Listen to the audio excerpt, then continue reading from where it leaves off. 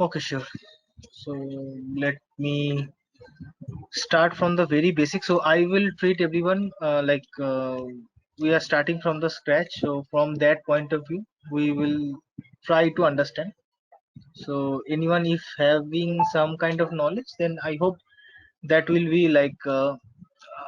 if any doubt in the place, you can ask me. So that is for everybody.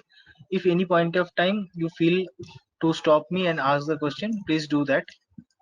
Okay, I hope that is clear from my side. Okay, so let's understand DevOps with the AWS. Okay, okay. Now, what before we do anything, we have to understand what is the cloud meaning of the cloud computing. Okay, so I will go through all the slide. Then you are going to understand everything. But the why it is very much needed is, suppose today I am using my laptop to connect this session. Now I can create my laptop as a server. So what is, first of all, what is server? Let's understand that. So when you typed in the internet www.google.com or anything you type, so first thing, through the network your request goes to the client machine. Suppose here Google is the cloud, is the client. So the request first move to the client machine. Okay, and then it will goes to the particular like servers of the particular client. So suppose I am typing google.com and Google is giving me bunch of list.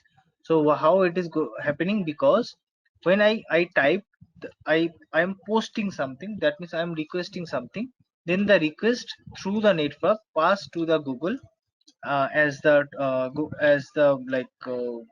servers in the Google servers, and internally they route this request depending on our request. For example, if I try to log into the Facebook and if I provide some different login credential, I cannot log in. That means there is some place where the entire detail is being kept. Okay, so that is nothing but the database. That is the Facebook database where we cannot have the access, only the front end we have the access.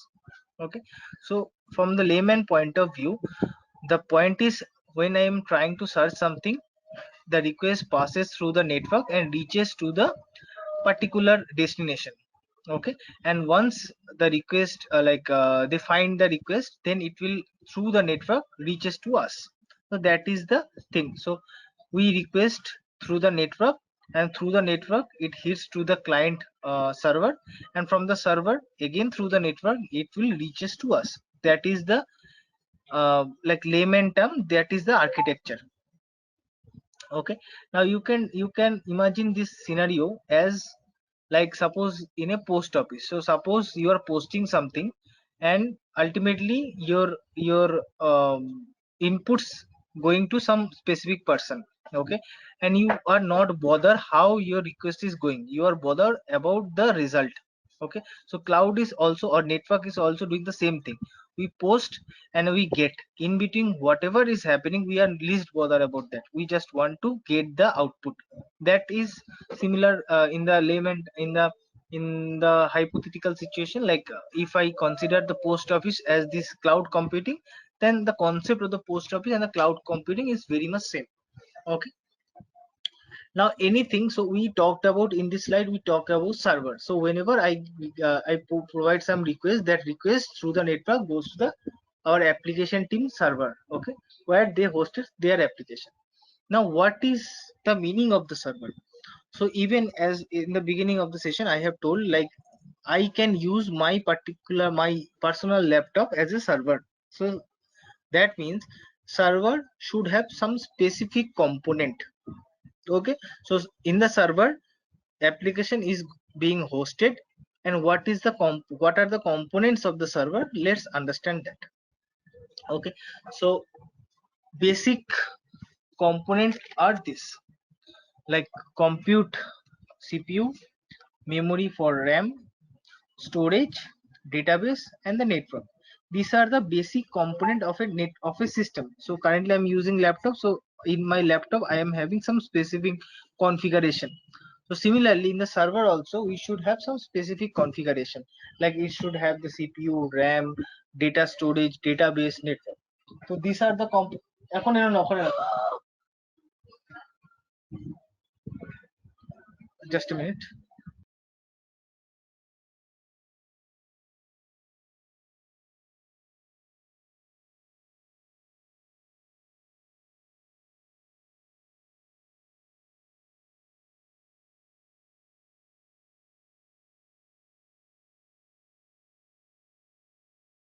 Okay, so in my system I am having these particular types of component, and also when we create the server, and there we should also have to configure this kind of component like CPU, RAM, data, database, network. These are the basic component in every system. Okay, so as of now, whatever we are speaking, any idea you are getting or any doubt you are facing, just let me know that, so that I can understand anything from your side. So you are able to understand, or something is bothering you, some question you are having?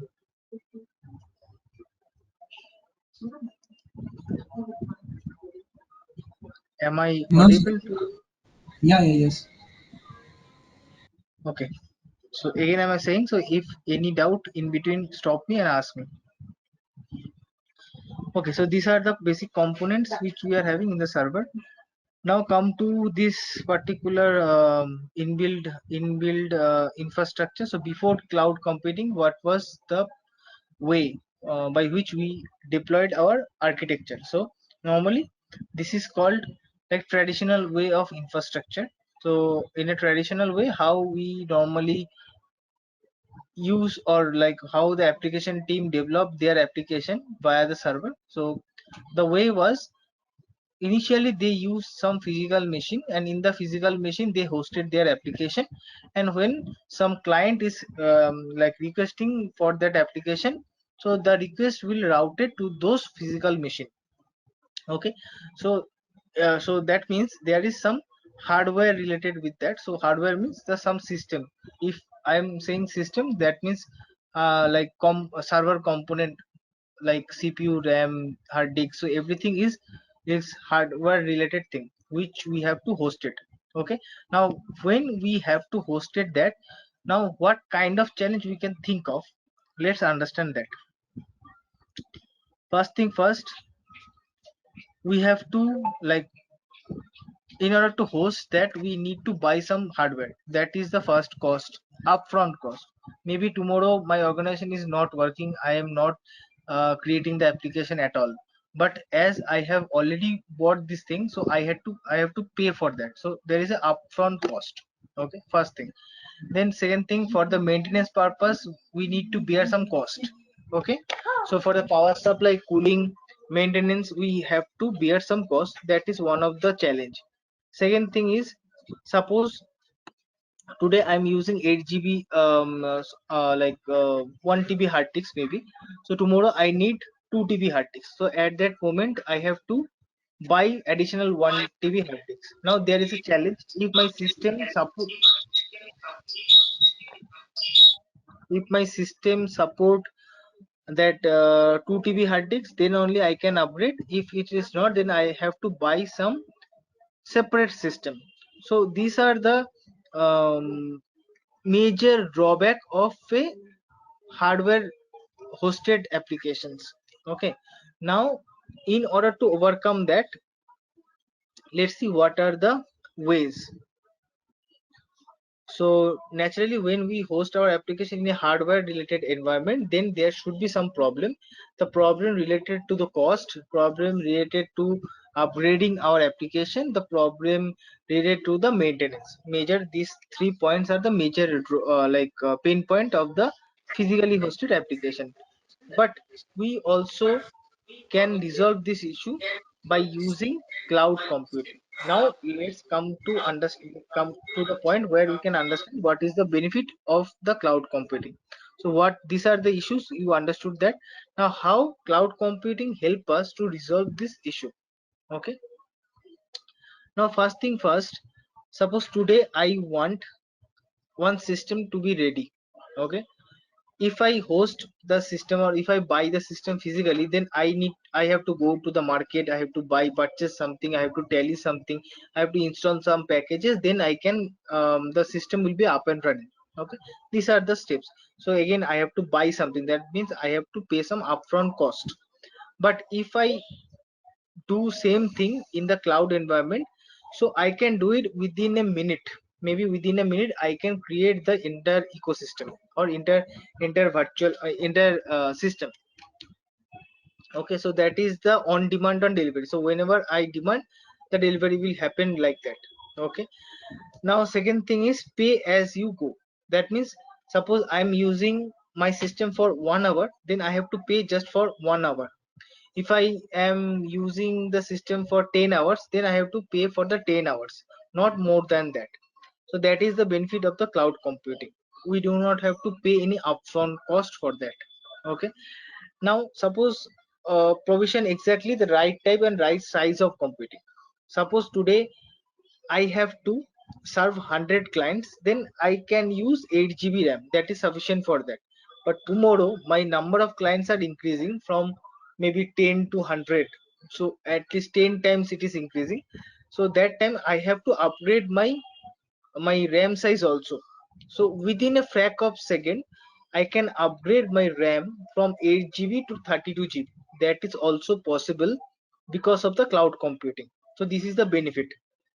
Okay, and the most like one of the major benefit is we do not have to bother about the maintenance, about the cooling, about the healthiness of the instance. We just have to use the cloud computing. We just have to pay whatever time we are using the system. Okay, so that is the benefit of using cloud computing. Okay, now AWS, if I consider the AWS is a platform where we can host our application in a cloud. And why, we will see why AWS we are talking about in a minute.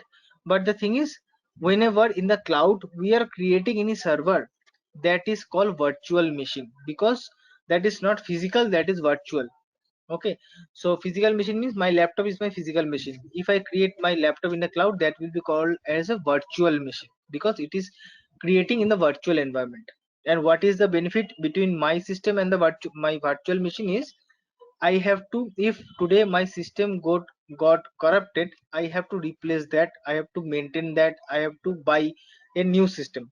But in the cloud, if same thing happens, I do not have to do that, because that is the responsibility of the cloud provider. For example, AWS, I do not have to bother about the corruptness or like any other thing.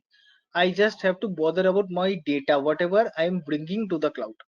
That thing I have to taken care of. But the infrastructure point of view, I do not have to bother about maintenance, hardware, software, those things I do not have to bother. So that is the benefit of the cloud computing. Okay, now some of the top companies who are using the cloud computing. So you can see Gmail, Dropbox, Netflix. These are the major organization I can think of right now, and who are using the cloud computing. And both of these three majorly, like last two, are majorly using AWS. But as Gmail is Google product, so they are using GCP for their cloud. But again, these three applications are hosted on the cloud.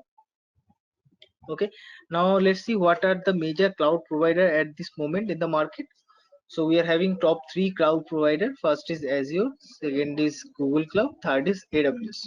Okay, these three cloud provider, these three cloud provider are there in the market as of now. Okay, major stakeholder you can say. But now let's understand why we are trying to okay, before that let's understand what are the types of the cloud. Okay, so there are basically three types of cloud we can have. One is private, another is public, another is hybrid. Okay, so what is private cloud? So private cloud means that is not, as the private name suggests, that is not accessible by all of the people like public people. Okay, that is called as a private cloud. So that means if I am having the ownership of the cloud and you cannot access my cloud, that is known as a private cloud. Okay, so for example, IBM has its own cloud that is called IBM cloud, and if I want to access that cloud from outside, I cannot do that. If I am working in IBM and if I have the access, then only I can access that cloud. So that is why it is called private cloud. Okay, that is first thing. Now let's come to the public one. So today, uh, public means I can access, you can access, my organization can access, anyone can access the cloud. Okay, so that is those clouds are called public cloud. Okay, now what are the types? So whatever cloud we have seen, Azure, Google Cloud or AWS, those are called public cloud because I can create my account in AWS, you can create the account in AWS. So these are available for everybody. So this is called public cloud. And let's come to the third part, that is the hybrid cloud. So what is hybrid cloud is, suppose some of the component are in on premises, that means some of the components. So for example, my I have front end, I have back end. In the back end I am hosting my database, in the front end my client is accessing the application. Now the backend I am hosting in some physical machine, that is in the on premises. In my office I have hosted some servers, and in the servers I am hosting my databases. So that will be known as on premises architecture. But in the front end I am hosting that front end in the cloud environment.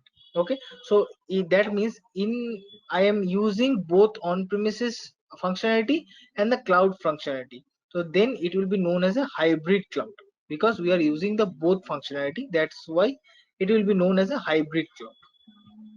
Okay, so these are the three major difference between this cloud. Okay, now let's understand some of the advantages of the cloud computing. So capex over opex, the trade capital expense for the operational expense. Okay, first thing is pay on demand. Okay, so because we don't have to bother about any hardware, so whenever we need to create any system, I can create it on demand. So that is the benefit.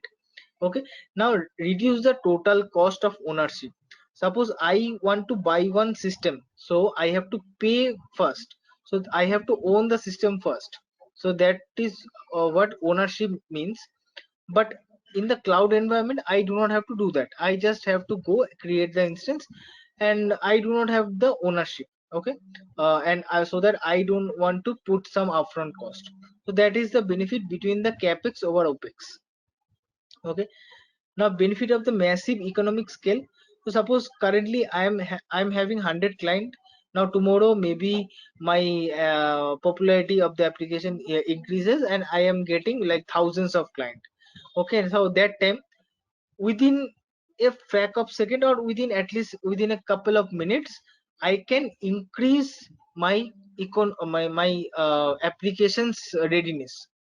Suppose I'm currently using one system and my laptop, suppose for taking example, I'm hosting my application abc.com. Okay, now everywhere, now I am having 10 a number of people who are using abc.com, and I'm hosting that application in my physical laptop. Now tomorrow my count of my client has increased from 10 to maybe 50. So that time I cannot serve all of my client requests from my laptop. It is not possible, or any server, it is not possible. I have to increase the, either I have to scale it vertically or I have to scale it horizontally. So vertical scaling means I am so suppose I'm using 8 GB RAM. So then in order to serve 50 number of clients, I have to increase 8 GB to maybe 32 GB. So same system I'm using, but the component I'm increasing, component size I'm increasing. That is known as a virtual scaling. And horizontal scaling means, suppose currently whatever laptop I'm having, I will buy a new laptop and it will serve my traffic. So when I'm increasing the number of system, that is known as a horizontal scaling. Okay, but if I'm using some physical machine, then definitely if I buy some additional 16 GB RAM, if I buy additional system, then I have to pay some cost. Okay, so that is not needed when I am talking about the cloud computing. That is the massive benefit of that. And within a couple of minutes I can increase either vertical scaling way or either horizontal scaling way. So any of the way I can increase, I can scale out my system. Okay, that is one thing. Second thing is stop guessing capacity. So suppose again I'm like festival season is coming, so everybody knows that like now any like e-commerce website will be like there will be massive workload in any of the e-commerce website. Maybe that is grocery, maybe that is like clothes, any of the e-commerce website. Now this festival season is the peak time. Okay, but if I talk about 2-3 months back when there was no festival, so that time the request like the number of people who bought like frequently buy the cloth number of count of was low as compared to the like festival season. So that team, so that means suppose in the April 10 people using amazon.com. Now uh, as the festival is coming, so it is currently may increase to 50, may increase to 500, may increase to 5,000, or maybe 5 lakh, I don't know. Okay, so that can be handled by stop guessing capacity functionality of the cloud computing. So cloud computing says you do not have to guess whatever the number you will be hit. I am here to provide you your or serve your traffic. That can be possible via the cloud computing. So the member of the application should not have to bother about what should be the count. Any count anytime may come, and within a couple of minutes I can serve the traffic by creating either virtual scaling or horizontal scaling, sorry, vertical scaling or horizontal scaling. So that is the purpose. Okay, now speed in when I host my application in physical system, speed is naturally like will be lower as compared to the cloud if I host my application to the cloud. So definitely when I host the application in the cloud, the speed will be more faster. Okay, so I do not have to spend in the maintenance, I do not have to spend on the cooling purpose. When I'm comparing to my on-premises to the cloud, on-premises means my physical system, cloud means I'm hosting my application in the cloud. So if I compare these two things, then in the cloud computing I do not have to pay for the maintenance or cooling. Okay, and go global in a minute. That means I can, if I host some application Mumbai region right away, then within a minute it can be accessed from the UK or US or any other region. So I can be global in a frac of second or frac of in a couple of minutes. That can be possible by using cloud computing only. Okay, now maybe somebody will ask why this session is conducting on the AWS. Okay, let's understand that. Why AWS? So as of now, what we have understood, the major player of the cloud market is AWS, Azure, and GCP. So in this chart, you can see that AWS has more market share as compared to the any of the cloud provider. So it is the leaders in the cloud market. That is the first point. Second point is, as per the data, last quarter data, as Amazon Amazon Web Service or AWS is having more than 299 services offering, while as compared to the Azure, it is having only around 100 services to offer. And when we compare the GCP, it is having around 50 services to offer. Okay.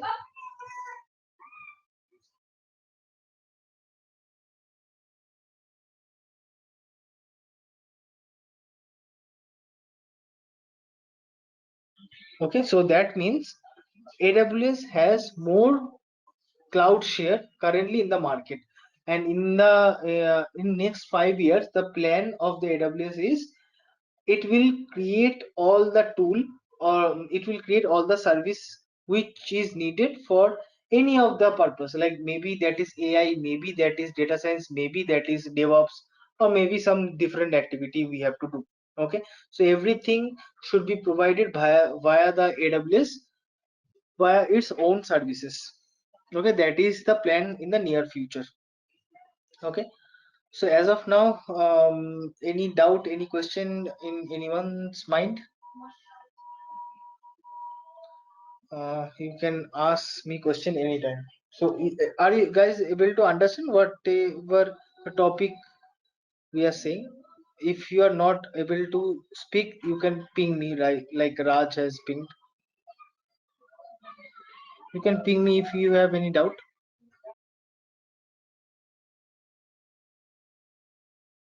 Is it related to coding part? We have any coding part in this one? That I will talk about later, but as of now whatever we have understood, that is clear.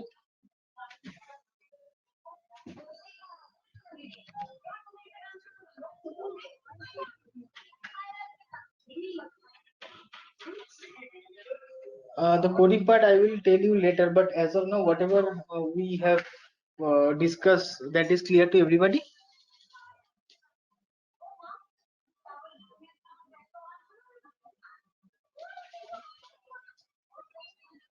Yes, sir. Okay, if you anyone has any doubt, please let me know that. Okay, and in between, the request from my side as of now is please drop your email ID and the contact number in the chat box so that the Visualpath team, if you are interested in the later point of time, then Visualpath team can connect with you. Okay, so please drop your contact details like email address and the phone number. Okay, now let's understand, as we are going to understand the AWS, so let's understand the journey of the AWS. So initially it was created in 2002, initially launched, then it is like published in the market in the year of 2003. Then some service like SQS is one of the service um, that is launched in 2004.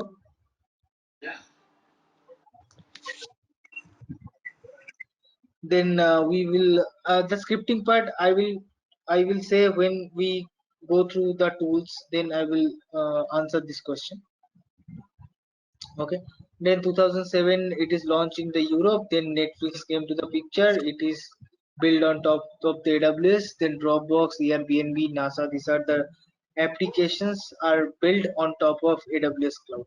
Okay, some of the other applications which are launched in AWS, that is MACD, 21st Century Fox, this activation game, and Netflix. So these are the things which are developed in the AWS cloud. Okay, that is the thing. Okay, so these are the basic thing we have to understand before we go to any DevOps tool or AWS cloud itself. So these are the thing for the benefit of the cloud computing, we have to understand that. Okay, I hope I am clear from my side. So anytime you have any doubt, you can ask me. Now let's come to what are the topics we have to cover in order to be the market ready. So whatever thing I am going to teach you, I will start from the very basic and I will provide you the training till that point when where you can say yes, you are market ready. That means you are after completing the session, yes, after practicing whatever I will give you, whatever we will discuss in the session, you have to practice a lot. If you do that, if you listen whatever I am saying, then definitely when our session will be finished, then within within like 1 week or 2 week after practice, you will be market ready. Then that means you can give interview then and there. And definitely when you sit for the interview, whatever topics we will discuss, definitely you can crack some major organization. That I believe, because it happened in the past and I know it should happen in the future. Okay, so that is the thing. I have not given my introduction, I will give my introduction at the last. Okay, so this is one of the, so first thing first, we will understand the basic of the AWS cloud. So again, to go through this thing, the request is please provide your contact details in the chat so that it will be helpful to communicate in the later point of time. Okay, so we will start our journey with the AWS cloud, because everything we are going to understand or do in the hands-on activity, everything we are going to do in the AWS. So that is why we have to understand all the basic services of AWS and the details of AWS. Okay, that thing we have to understand. We will understand some 10 to 15 services in the AWS, so that our day-to-day life, so whatever is being used in the day-to-day journey, we are going to focus on this thing, although there is more than 300 services. And for to serve different purpose. For the DevOps, we are going to understand 10 to 15 services, which will be more than enough to your day-to-day activity. Once that is done, we will understand some like Linux basics. So in the Linux basics, like we have to understand something like how to create how the administrator is working in the Linux, that thing, how some different command we can use to do multiple activity, what are the types of user we are having, what are the networking aspect of the Linux, how what are the types of the like shell command we are having, which one we can use. So these are the things. More than that, I cannot talk each and everything as of now, but for the Linux it will be dedicated. You are going to learn more than 100 of commands which will help you to enter end-to-end journey. So if you understand this command very good way, in a very good way, then the Linux, you can say you can work as a Linux admin also. So the command and the concept, both things should be clear to your head, whatever we are going to understand. Okay, then comes to the first DevOps tool, that is Git. Okay, so what is Git is, suppose today I am developing some application in Python. Everything will be practical, no, nothing will be theoretical. So we will do everything in a hands-on manner. We will not like go through the PPT. This is the demo session only, that is why I'm going through the PPT. But in the real time work, we will do everything in a practical manner, not in any theoretical manner. Okay, so what I'm saying that, so let's understand the Git first. So Git is source control management system. So what does it mean? Suppose today I'm developing some application in Python. Now the application source code belongs to me and I can do the manipulation. Okay, but you want other people also can use your application or contribute to the enhancement of your application. So in order to do that, you have to share your application developed code from your personal system to some remote system. Okay, so that is, this process will be taken care by the Git. Okay, so how you are going to create the application, that is your development part. After the development is finished, how you are managing your application, that is the part of the source control management system. So we are having local repo, we are having staging, we are having remote repo. What are the components we will see in the classes when we talk about the Git, but then in the layman term, if you want to understand the Git, that Git is act like a source control management system where the source code of the application is being stored. Okay, that we will understand end to end about the Git. Next thing is Jenkins. So what is Jenkins?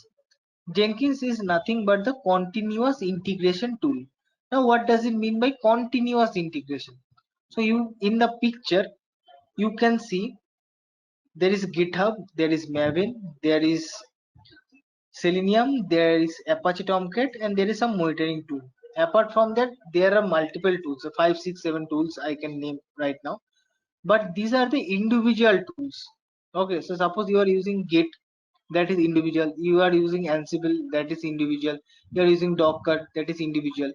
But how you can make sure that all the tools are integrated with each other, that is done via the continuous integration tool. And the most popular continuous integration tool currently in the market, that is Jenkins.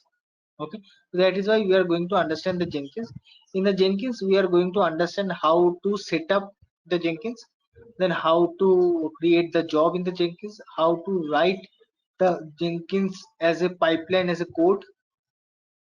So now if you are saying yes, any scripting is needed or not, so that is not mandatory thing. Whatever I am going to teach you, just understand that, that will be enough for your interview or for your job. That will be enough. Okay, so here in order to create the pipeline, we are going to create it manually, and we are going to create it via the script also, and the script will be Groovy script. The Jenkins pipeline we are going to build via manual activity as well as the Groovy script. I will share the Groovy script with you and you can play around with that. Okay. but my purpose is to make you understand how to write the code, what should be the syntax, and how to get the different command, and then you can play around with that. So the script will be in the Groovy scripting we are going to see. After that, we will see how to integrate Jenkins with multiple tools. Okay, if I name it, you cannot understand that, but again, at least 7 to 8 tools we are going to integrate through the Jenkins, because Jenkins is capable to do continuous integration, and the integration part we are going to see that. Next, come to next tool, that is Ansible. So for a Ansible, suppose today I am having two system. Okay, now in two system I have to create the user called Pritham. Okay, so what I will do, I will go inside each and every system and create the user, as simple as that. But if suddenly I am having hundred of thousands of 500 of systems, now I have to create the user like this way. Okay, so how can I do that? Like if I try to create it manually, then it will take much time, right? So in order to overcome this situation, we are going to use one tool that is called configuration management. Okay, so this configuration management is a concept where we are configuring the application, we are configuring the servers. So we can create some application, we can deploy some application. There are multiple things associated with that. I don't want to go inside in the deep dive in each and everything, but just try to understand what is configuration management is. Suppose I need to serve, or I need to work same thing in 100 or more than 100 of servers. Instead, go each and every server and do the changes manually. There should be some central point where I can trigger the script and everything will be created. Okay, so that is the configuration management, and one of the most popular tool in the DevOps today's market is Ansible. Okay, so we are going to understand in depth in Ansible, like setting up the Ansible architecture, creating the control and the manage node, understanding some different component of Ansible, then understanding the Ansible Galaxy, understanding the Ansible Vault, then many more things. Okay, and here, yes, you have to understand the YAML scripting. That is not a tough thing, that is a very easy thing. Whatever I will guide you, just understand those things, that will be enough for you. You do not have to understand more than that. We are going to create the scripting like configurations file using the YAML script. So there you can understand the syntax of the YAML and how to use the YAML, or how to create the configuration file. So these are the topics which we are going to understand in the Ansible. Let's come to the next tool, that is called Docker. So suppose if I say why Docker, for example, suppose anyone of this chat, maybe I can name of some person like Akash is there, I can see. So Akash has created one application, and Akash created that application on top of Linux based operating system. But I am using Windows based operating system, and Anand also using Mac based operating system. But as Akash has created the application in the Linux, so that I cannot run in my Windows, and Anand cannot run in his MacBook. Okay, but any organization do not want, but Akash don't want his application should be restricted in Linux based OS. He wants his application should be accessible to everywhere, in no matter whatever the application operating system is. Okay, so that time the concept what we have to use, that is Docker. So if we install Docker, then we are getting the privilege to segregate our base operating system, which is Windows or Mac, into multiple operating system, that can be Linux, Mac, or Windows. And depending on that application which is developed, suppose Akash has developed the application and he has developed in the Linux, so I just have to pull the application and start as a Docker container. Okay, so this is the concept. So suppose you are not able to run anything in your due to the restriction, you can run that application via the Docker implementation. Okay, that how to set up, what to set up, how to work, what are the components. We are going to discuss each and everything from scratch to advanced in these tools. Whatever I am saying, like Git, Ansible, Jenkins, now Docker, each and everything will be in-depth thing. And after the session, you do not have to bother about your interview or any work.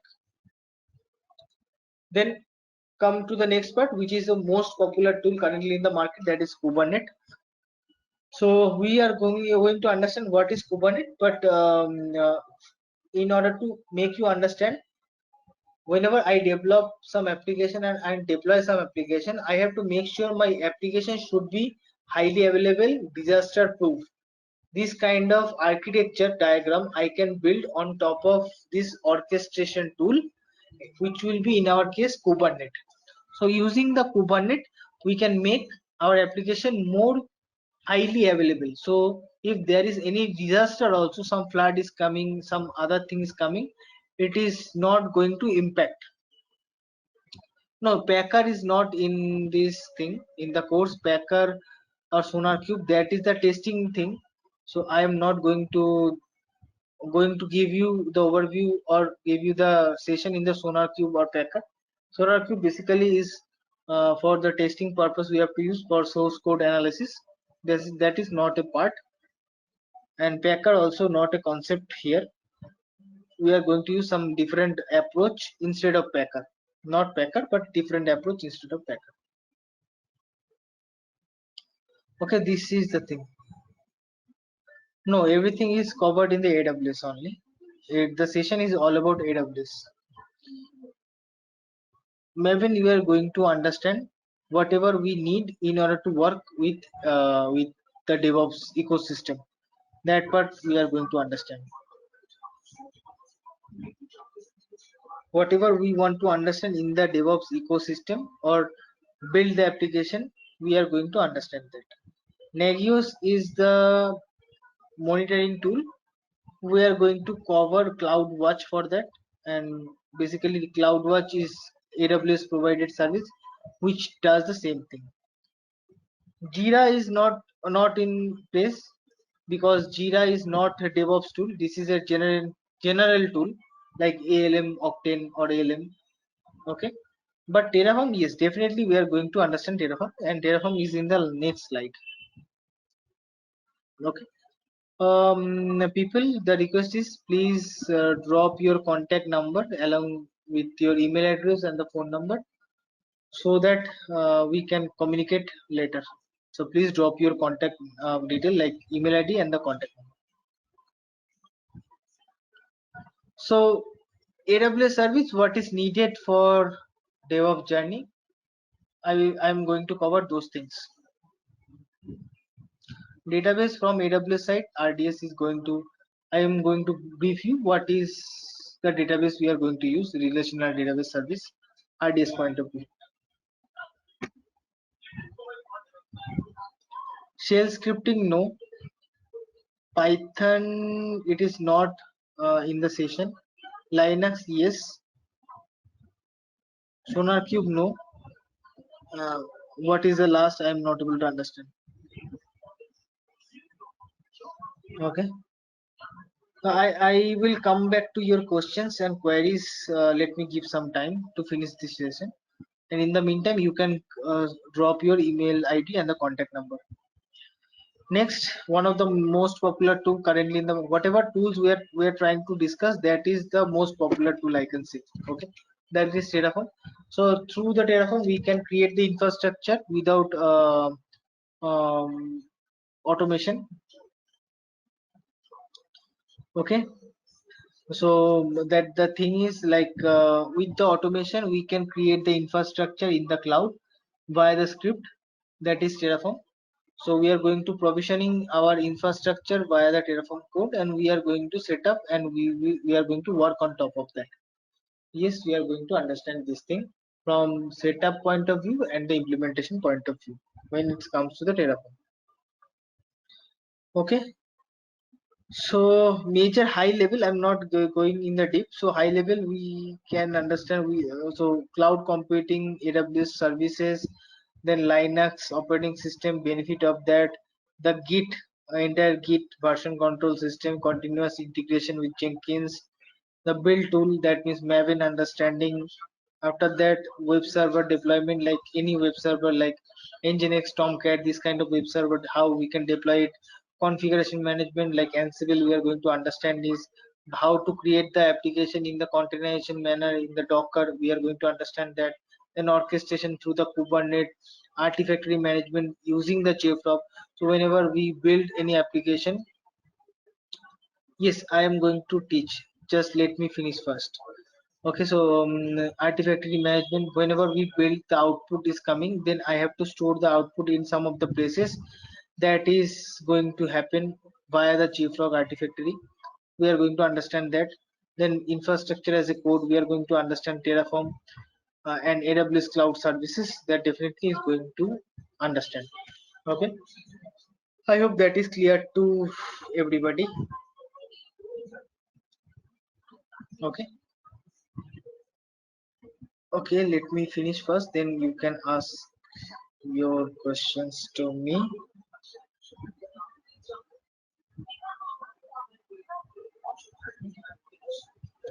So every setup from basic to advanced, we are going to understand.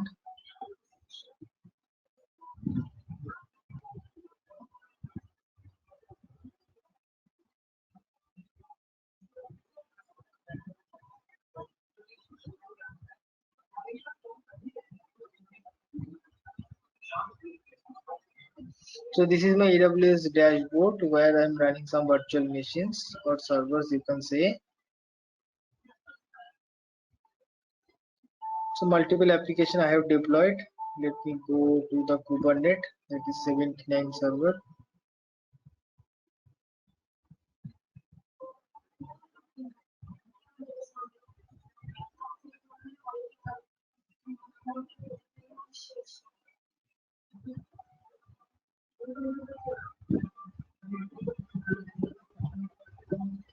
Okay, so these are the which are the tool how we can communicate with each and every server. We are going to see it in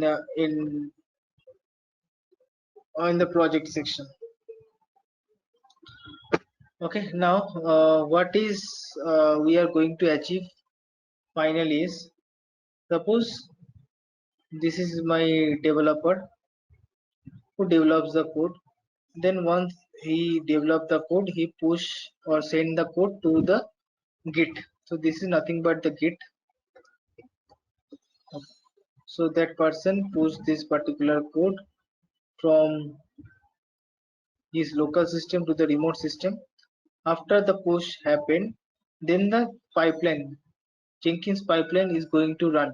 Okay, and in the Jenkins, we are going to integrate multiple tools. For example, let me run some small boxes. So we are going to integrate Java, we are going to integrate Maven, we are going to integrate JFrog, we are going to integrate Docker, we are going to integrate Tomcat, we are going to integrate Kubernetes. So most of the tool we are going to integrate in the Jenkins. So whenever the developer develop the code and push this thing, then automatically Jenkins pipeline will be triggered. Then through the Maven, it is going to create some output that is known as an artifact. Okay, so output will be created that is known as an artifact.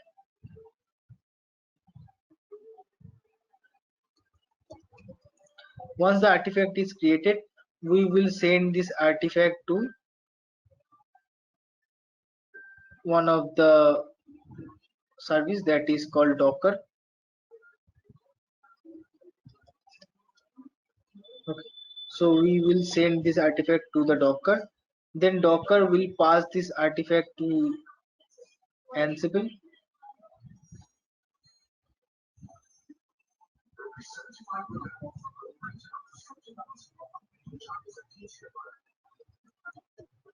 Okay, so it will send this artifact to Ansible, and from the Ansible we are going to deploy this application in the Kubernetes cluster. So in the final project, what we are going to see is we are going to see the integration of Git, Java, Maven, JFrog, Docker, Tomcat, Ansible, Kubernetes.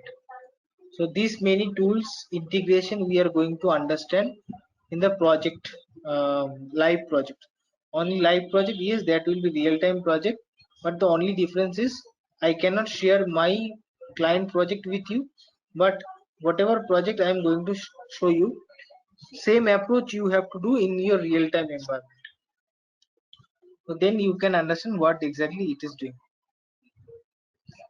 Diagram, JFrog is being used. Suppose my developer develop the code in Java and he writes thousands lines of code. Okay, now definitely if this is the application is developed, I cannot take the 1,000 line of code and deploy in the different web server. So I need some file to deploy. So this is being done by the Maven or the build tool. So the source code is being built by the Maven. Then Maven is going to create the artifact, and we are storing the artifact in the JFrog. So the purpose of the JFrog is artifactory management. So when we understand this topic, then we are going to understand in the deep dive. But in the layman term, you can say the file management or the artifactory management is done via the JFrog. Okay, why Java means? I'm giving one example, Java. If you are thinking of Python, if you're thinking of C++ or anything, the same approach you have to take. Just the change will be the source code, everything will be the same. Your question is how long will take to learn it from you? Okay, the course duration is around 40 to 45 hours. So that is the duration of the session. If you want to connect 45 days at a stretch, then in a 45 day. If you want to connect 5 days in a week, then maybe it will take around 1.5 to 2 months.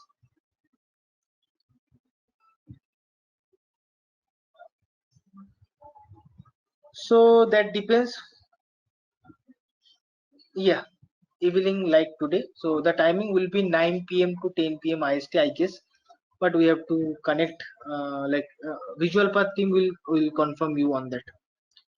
And if so, the thing, let me complete. Give you my overview. What exactly I am holding, or what is uh, the details of mine. My name is Pritam De. I am having in total 9 years of work experience in this IT industry, and almost 8.5 years or 8 years I'm having the experience in the DevOps. Okay, that is my professional work. Am having one. I am managing one account by my own in MNC. I'm doing that, and apart from that, I have last 5 years. I have the teaching experience, and almost all of the students got their desired job after completing my session, whether it is 1:1, whether it is batch, whether it is different session. Okay, I help them, and that is not that like when you got the job our relation is finished. That is not like that. So maybe in the journey I understand something each and every day, because DevOps is new tool again and again coming to the market. So if someone says who is my student that how to do this thing in his real time, I'm going to help that person also. Okay, so that the thing. And in order to understand this whatever activity we are going to perform, there is a zero prerequisite. You do not have to understand each and everything. Anything you do not have to understand before to the class. You do not, if you don't have IT, don't have any IT experience, that is okay. You don't have any coding experience, that is okay. So there is no prerequisite. Just start the journey. I can guarantee you, after 45 or 40 odd hours, you will be that level that you can give interview and you can crack interview.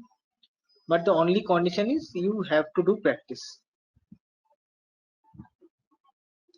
Okay, that is that is the thing.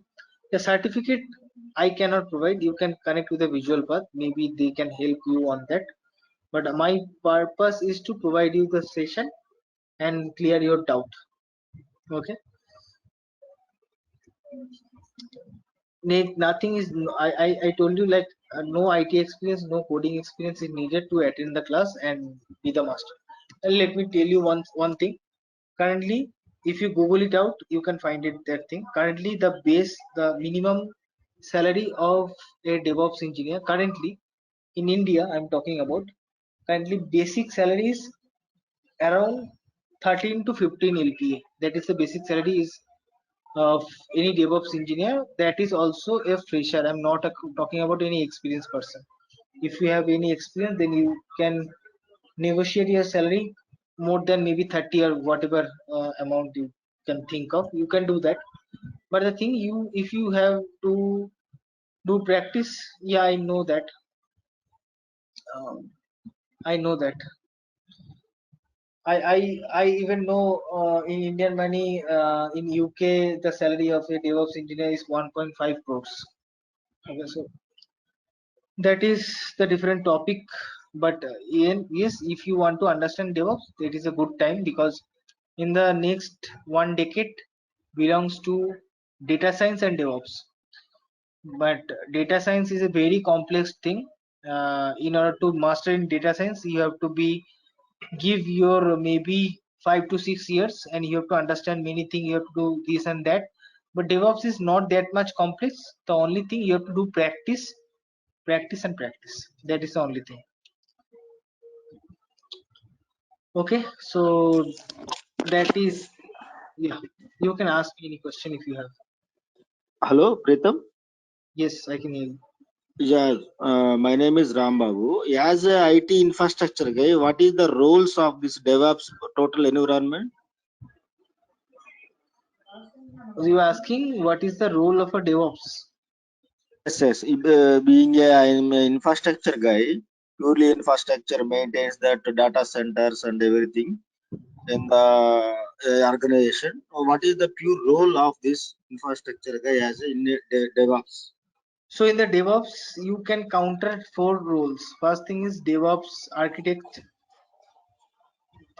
Second thing is DevOps Engineer. Third thing is DevOps Consultant. And finally DevOps SRE. Okay.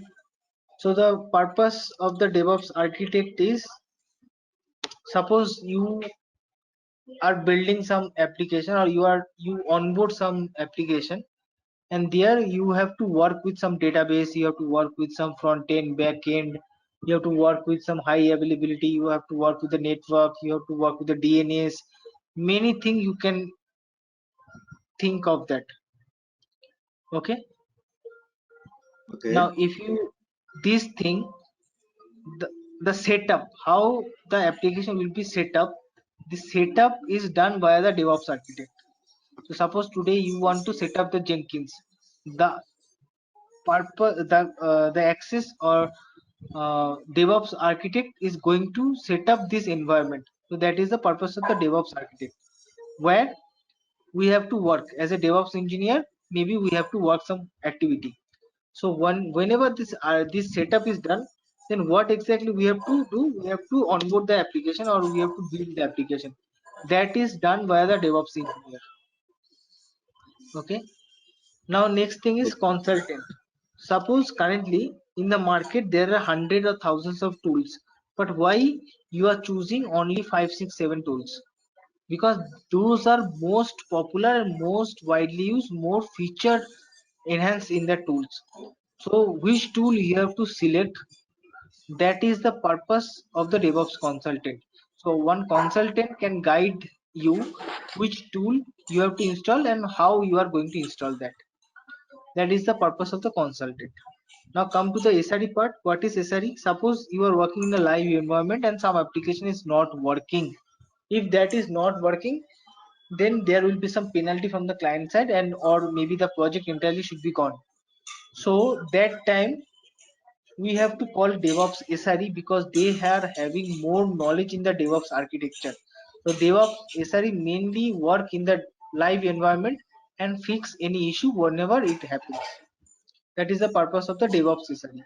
So in our session, we are going to set up the infrastructure from our side. That means we are going to work as a DevOps architect. We are going to use the application like we are going to use as a DevOps engineer. We are going to do some POCs with various tools. That means we are going to consult ourselves, and whenever we give like we face any issue, we are going to solve that also. That means we are going to act as a DevOps SRE. So if you complete my session, I can guarantee you any of these four roles will be suitable for you. Good evening, sir. My Santos. I'm working as a software engineer in a government sector company. So, can you give me a roadmap for how to achieve a DevOps engineer? Also, I I would have like to know how to get the experience. Actually, for example, how to get an experience in this field to putting in the bio resume. Thank you.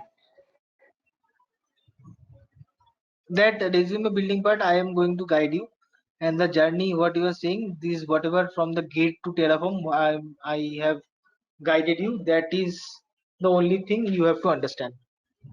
So nothing more than that you have to understand to be DevOps engineer or DevOps consultant or any other thing. Hi, this is Pavan.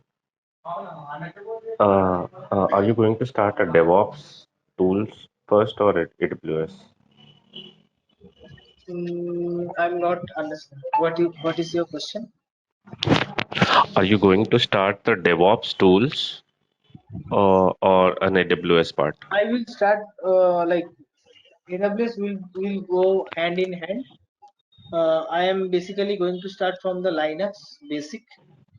First, I will start definitely going to start from the AWS, but not completely. I will cover in the AWS. Some of the topic I will cover. Then I will jump to Linux. Then I again come back to AWS, and in the AWS I will host all the tools like from the Git to Terraform. Everything I'm going to host on AWS. So, are you going to explain the DevOps tool in a deep dive fashion or Yes, for like entire whichever tool I am going to guide you, like from Git to Terraform, everything. So some setup will be there. How you are going to set up that I am going to guide you. How to work in the different situation I am going to guide you. Yes, deep dive means apart from that I don't think anything is needed. But I a cannot Docker and like Kubernetes? doc everything. Yes, whatever files I am going to share you, that will be enough. Yes, but definitely something new anytime come. So that time you have to research from your side and you have to work. But whatever like extent I can go, I will go.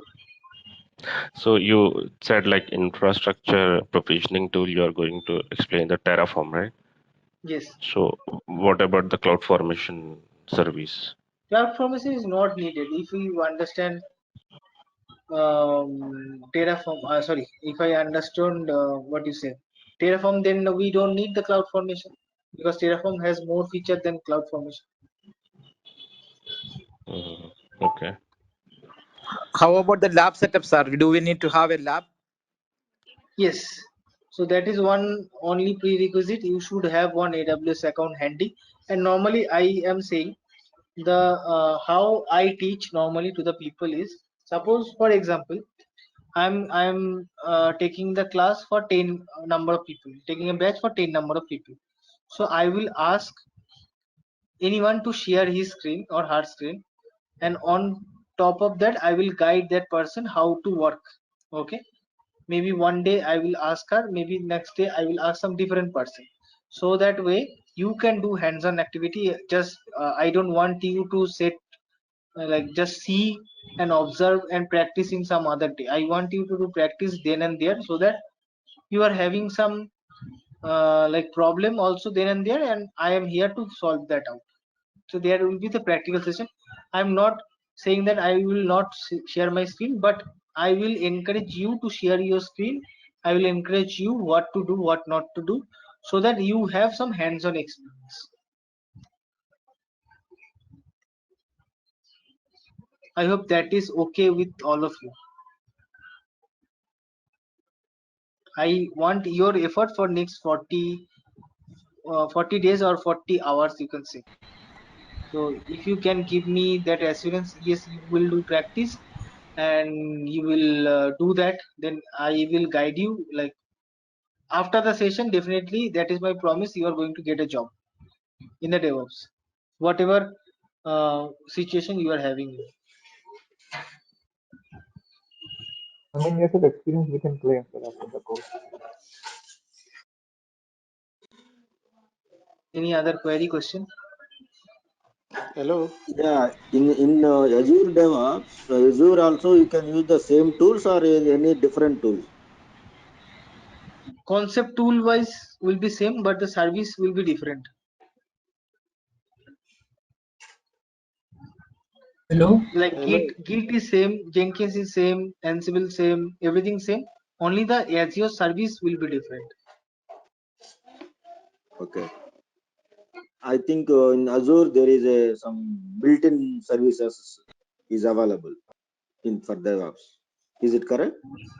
I am not able to understand what you say. No. In Azure, in the built-in tools are available for Microsoft, or we can use the same Ansible or Same. Jenkins. No. Same. This is the common tool, DevOps tool. Common. Now there you can host it in GCP and AWS or anywhere. Okay. Any cloud platform. These are all the common tools for all Yes, cloud yes, environments. yes. So Okay. how many years of experience we can claim after this? How many? How many years of experience we can claim after these sessions after 45 days? See, even I am having like more than 8 years of experience. I cannot say I am the master because every day some new thing is coming, and I whatever is working in the last month, it is not working today. That can happen. Then again I have to learn, and again I have to work. So there is no point you can master. Yes, whatever I can guide you, you can be like if there is 100 people fighting for one position, I can make sure you are coming in the top 10. That can I can help you on that, and I can show you the roadmap how to do that. Yeah, hello. Yeah. My name is Liman. I want to ask here, in a real scenario, because I've been self-learning on DevOps, so I know quite some few bits about it. In a real life scenario, for Jenkins, is it good, or is it a best practice to use freestyle projects, then you connect it using up and downstream, or you stick with Groovy?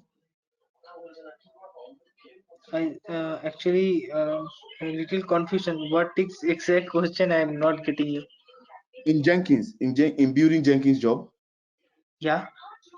is it the best practice to always use the freestyle, then you do the up and downstream, or you stick with Groovy with Jenkins file?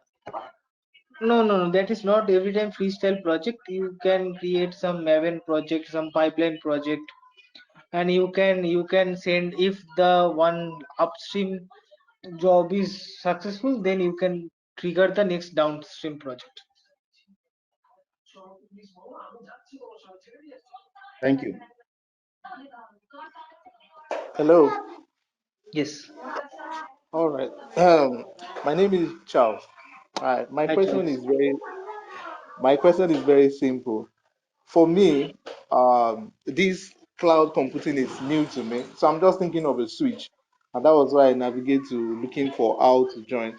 So I'm seeing it side by side with Azure. So like I was made to understand, it's the same thing, but that is on Microsoft.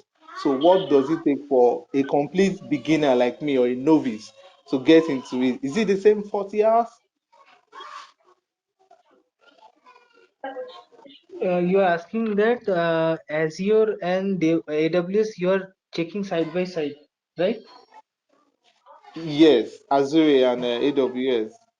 And you Placing want it. to know if a like a beginner, how can we proceed on that? That is the question. Yes, please. Okay, so if that is the question, so first thing first, you have to understand the tools feature, each and every DevOps tool feature, and one cloud experience. If you have that, so any day, anytime, you can pick up very quickly next cloud. So if in a, I will guide people who is very new to understand the DevOps tool first, then try to understand the service which is provided by the cloud. So that is the only thing you have to understand. If you understand the cloud tools first, that is going to help you no matter what you are doing.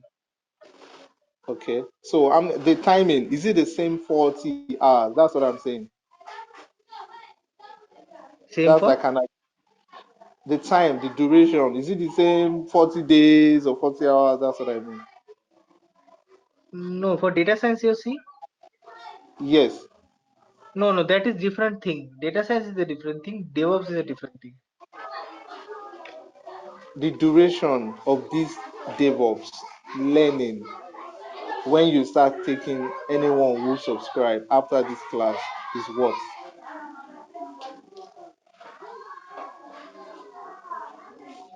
Actually, your voice is breaking. I am not It able means to. the time for if like when you want to teach a starter, is it the same time for when you want to teach someone that already have a No, cloud no, experience? no. I am like Is it that your is question, like Klaus? Is that your question? Yes. Yes, yeah. Thank you. it will be like maybe this time or like 1 hour later, like either 8 p.m. IST or 9 p.m. IST, but that timing will be confirmed by the Visualpath team only. I cannot confirm that. Okay. Whatever Is you are I think comfortable with, they are going to conduct. No issue. it's okay. We'll get there. It's just to start. We'll get there. Thank you.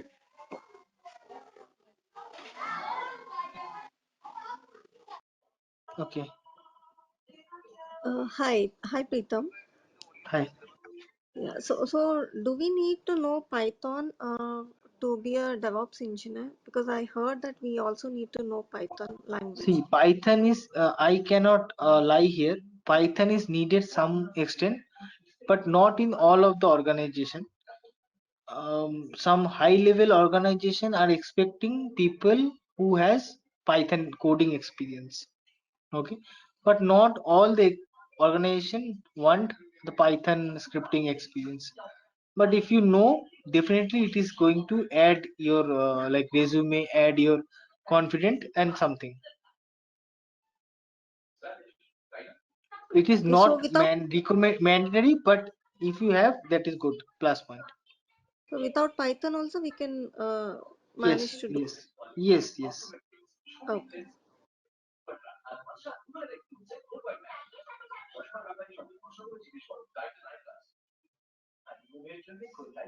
Okay, any other query from anybody else?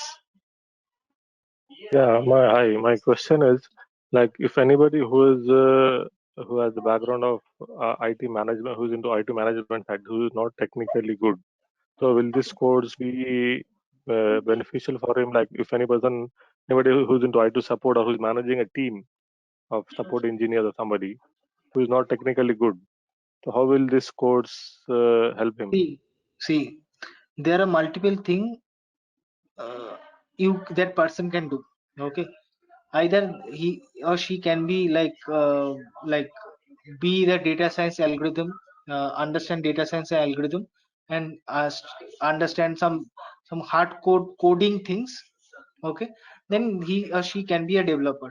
Okay, that is one approach I can guide. Okay, second approach is data science, which is going to take 1.5 to 2 years of your real time effort. After that, that person will be that in that position. Yes, he or she can do the activity. And if I'm talking about DevOps, so DevOps is not like ask more time from you. It may ask 3 to 4 months from you, but your dedication it wants. And if you understand, if you able to perform that, there is no relation that whatever support you are doing, whatever non-IT activity you are doing, that is not coming to the picture. If you understand, if you know how to integrate, how to set up, how to work, then definitely 100% it is going to help you. Because why? If you ask me why, because next 10 year, whatever the transition phase we are going, so transition phase means everything, every application which is hosted in the on premises, that is going to migrate in the cloud. Okay, that is one thing which is happening, and it is a not one day activity. If I want tomorrow, like today my organization wake up and they say okay, everything uh, we have to migrate in the AWS cloud, it cannot be done like that way. Should have some time. So the time is maybe one project or one thing itself need to more than 2 years. So you can imagine how many project is going on in the on premises and how long the time it is needed. Moreover, all the new application which is developed and deployed, that is doing in the cloud environment. So that means if I develop something, I want my application to be hosted in the cloud. So for that reason, there are huge pressure in the market, and that is why the demand is more. So but the request thing nowadays, you have to be more specific, you have to more technical, what in terms of DevOps tools, what the topic we are going to share in the training, and definitely you are going to match their requirement in your journey. So that is the thing. Yes, and the one liner answer is yes. Like this way, that person can be helpful by understanding the DevOps.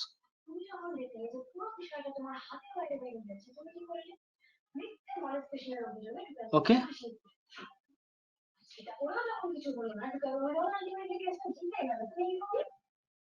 Sir, hello. Yeah, able to hear. Uh, Sir, what other projects will be covered in DevOps? Means like how many projects will be covered? Project is, this is the real-time project which I am going to show you. So real-time means I cannot share my client code, so I cannot share the exact code, but I can share some code. With the help of that we can deploy. So this is one project, and I don't think this is a small project, because whatever tools we are talked about, everything we are going to integrate. Okay, so these are the major project we are going to use, and in between, like each and every tool, we are going to see some of the activity. Like suppose we are going to create uh, one pipeline using the parameter, that can be one task of yours or one project of yours. That is we are going to understand for each and every individual tool. Yeah, sir, I Okay, think my okay. question was not clear to me, to you. I think I just want to know whether this DevOps with AWS codes and certification will be good and beneficial for the person like an IT manager or IT help desk manager, where he's managing a team of engineers. So will this Yes, course be helpful yes, for him also? yes. Because he's not technical, because that person is not technical, he's not doing any coding, or I he's just understand that. I managing a team. understand that. I understand that. But Okay. the person should be preferred in the architect role. So, as suppose you are the manager, you are managing 30 number of people. Okay. Right. Now, suppose you have the knowledge which project is coming, which is not coming, and how to grab the project. Now, if you Okay. showcase your PPT, for example, you're creating some PPT.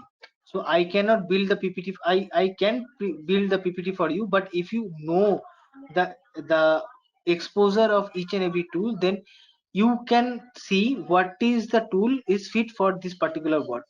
So when you build this thing also, then definitely this is going to help you in the longer run, although you are having the managing role.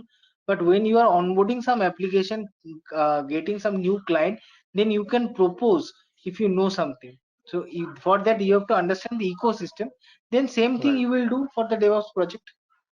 Okay. So, but this DevOps and AWS, do they require us to learn any coding or creating No, the any requirement is program? zero. No, there is no Uh, requirement. But again, I'm saying if you have some Python experience or coding experience, that is beneficiary, but that is okay. not recommended. Well, like Okay. not a prerequisite. Definitely it is recommended, but this is not a prerequisite. That is not mandatory. But if you have, that is a plus point. So, but you're saying a person with the management role also can go take this course. Yes, yes. Okay, thank Just take the knowledge and apply to your organization. If I am in place of you or that person, then Right. maybe I am managing something and I want to switch myself. So last batch, that person is having 14 years of testing experience, and if Okay. you understand that 14-year testing means he is dealing with either lead or manager. Okay. Right. Now Yeah. he took the course from mine. He practiced a lot. I am saying he practiced whatever I told him. If that person worked on top of that, and he got like switch himself from testing to DevOps. Now same, so you, if from the managing level he cannot go to the lead level, right? He is Right. managing the project, but in the different project, different point of view, he is managing the project. Okay. Okay. Thank you. Okay. Yeah, any doubt, any question, anyone?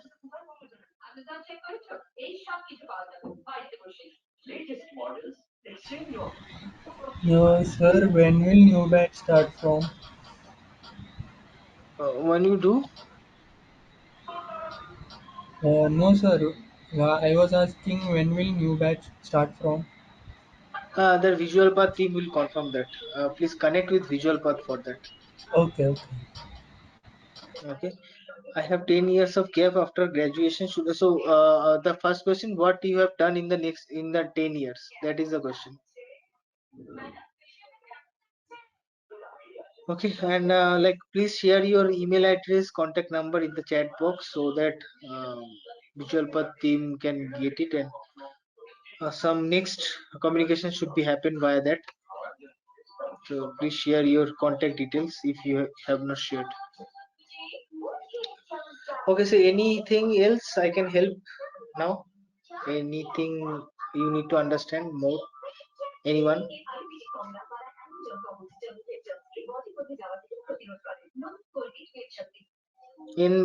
I'm saying after finishing the course, after finishing this course, if someone wants to learn the Python also, I will help that person. But after finishing the course, that is not an issue. They are also from the basic to advanced. I am going to teach that person, but that is not included this session, because Python, if you want to understand, I cannot write two code and give it to you and you will be the Python expert. It will need another like 20 hours or more than 20 hours maybe. Okay, so we will talk about that after finishing the course. It is not mandatory, but if you want, then you can opt for that. No issue. So one more question. How many hours you feel should we give daily, practically or theoretical, to be So master in this one DevOps and hour, AWS? 1 hour will be our session. 1 hour will be your for your practice, whatever you have done. Then 1 hour you can do your research. So I will ask 2 hours daily from your side. That will be Two enough. hours daily. That will be enough. 2 hours daily. Yes. So that we can master this DevOps with AWS. At least for 45-50 days, whatever session is going on. After Yeah. that, where some pain point, definitely you are having some pain point, like any tool you are not understanding, some more Right. practice it is needed, then maybe another 10-20 days you have to do practice on that tool. So every Okay. recording will be provided to you, so you can do see, you can do practice, and definitely yes, why not. So I know one person who, like from 2nd January 2021, before that he was an automation tester. So Okay. suddenly he thought he wants to be in the DevOps. He somehow Okay. he connected with me, and I within like he started from 2nd of January 2021. I Okay. guided him like this 40-45 hours, odd hours. I have guided him. In the month of April, he got 5 offers for the DevOps. Oh. Okay, so that is how normally this ecosystem works. But you have to do practice. If you Right. don't practice, I cannot do anything for you. for you. Minimum 2 hours practice daily, you're saying. Minimum required whenever you get time. That is not hard coded part. If you understand half an hour, that is okay. But if you don't understand, maybe 3 hours is needed. So that is depend on your practice, your knowledge, implementation, those things. Okay. After this course, if you work hard, I think 3 to 6 months we can master with the hard work. Definitely, why not? I told you, like 2nd of January, one person joined, and April he got the offer, and right now he is working as a consultant in his organization. So it is definitely possible. Thank you, sir. Thank you so much.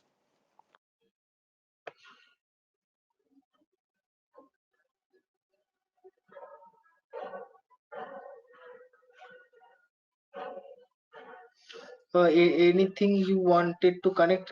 So during this thing, please connect with Visualpath. They are best person to route uh, this your request.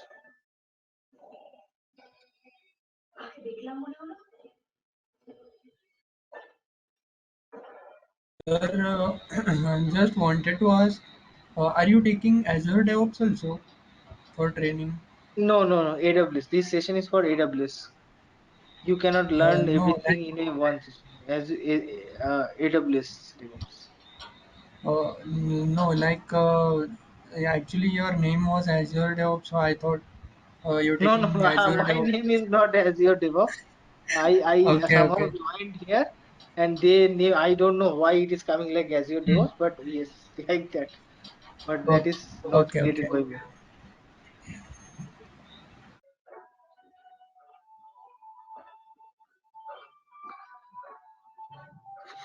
Any other query?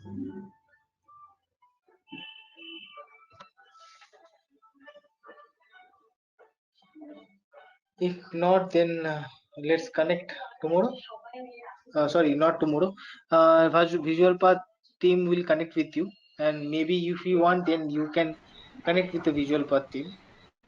If you want to continue, if you want to start the batch, anything you want, you can do that. Okay. Sir timing same रहेगा ना? It can change. But again, majority, if the majority works with 8 p.m., that is okay. If majority works with 9 p.m., that will be also okay. But decided by the sir visual path, मतलब not by me. Okay, मतलब 2 घंटे का class रहेगा कि 1 घंटे का? One every day 1 hour. No, every day 1 hour session. Okay, okay, okay.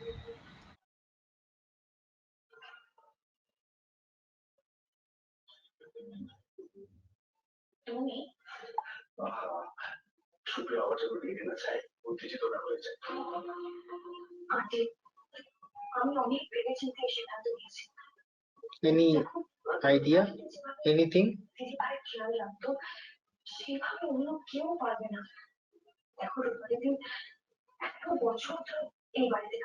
Any? Yes, hi.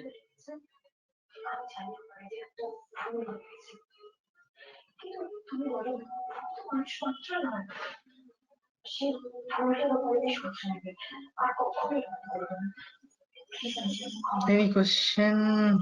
Whether Kubernetes Docker is separate session? Separate session means in everything is happening in the same session, not in separate session. So end-to-end class will be there in this session.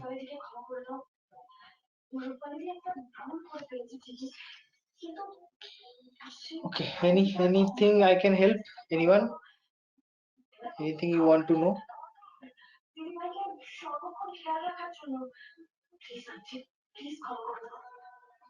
So I can give you that assurance that whenever we finish our session, definitely you are going to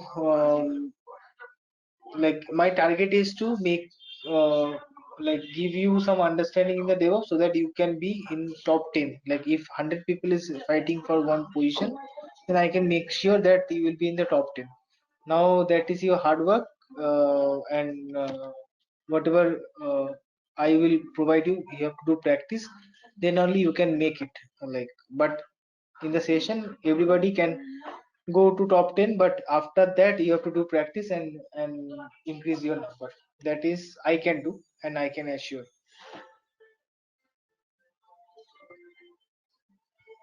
I cannot do some fake promises to everybody that everybody will do this and that and that. You have to do practice, otherwise this is not, it will be hard for you. I can give you all the thing, but you have to do practice. I will show you what tools, how to set up, how to do practice, what resources you have to read, what interview questions you have to prepare, what should be your resume look like. This thing I can help you out, but you have to do practice. Note down whatever note I am giving, you have to note it down, do practice, and ask the question every time. Whenever any issue you are facing, you have to ask me the question so that I can help you out on that. Okay. Sir जब new batch start होगा तो एक possible रहेगा कि Google classroom आप बना सकते हो लाइक सब पीपल वहाँ पे ज्वाइन करके कुछ अपडेट्स रहेगा तो वहाँ पे शेयर कर सकते हैं is it possible Not getting your point. Which thing? No, like sir, I was asking when your new batch will start, is it possible that you will be creating a Google Classroom batch? I mean Google Classroom where all people can connect and share any updates or any notes resources. No, that is not possible. But again, Okay, if someone wants to share, then definitely he or she can share via the mail or some other mode. That we will okay, see that later. okay, okay.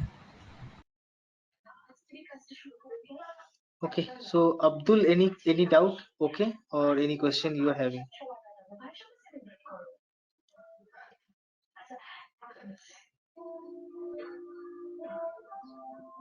Al Hassan, you're okay? Anything?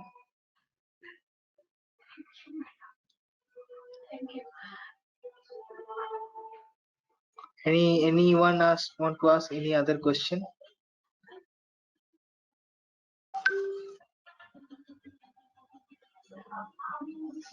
Okay, if there is silence, that means no. Okay, okay. If you are interested, you can connect with the Visualpath. I hope Visualpath team has provided their contact in the chat. So please follow that. I hope that is going to, like, if you want. So let me paste the chat whatever they have provided. Let me paste in the chat. So if you have any doubt related to the timings and all, and when the batch is going to start, anything, then definitely you are going to, like, you can ping these persons. Okay, I provided Sir, everything in tomorrow the. no class, no? Huh? Tomorrow no class, no? Uh, what you asking? No, like I was asking, there is no class tomorrow, no? Tomorrow, no. Tomorrow, no class. Okay, I think tomorrow is no class. And okay, okay. yes, tomorrow is no class. Yes. And sir, Saturday Sundays will be a holiday. So normally that just connect with Visualpath, they will guide you more. Okay, okay. Okay. I have pinged the contact detail. You can connect with them.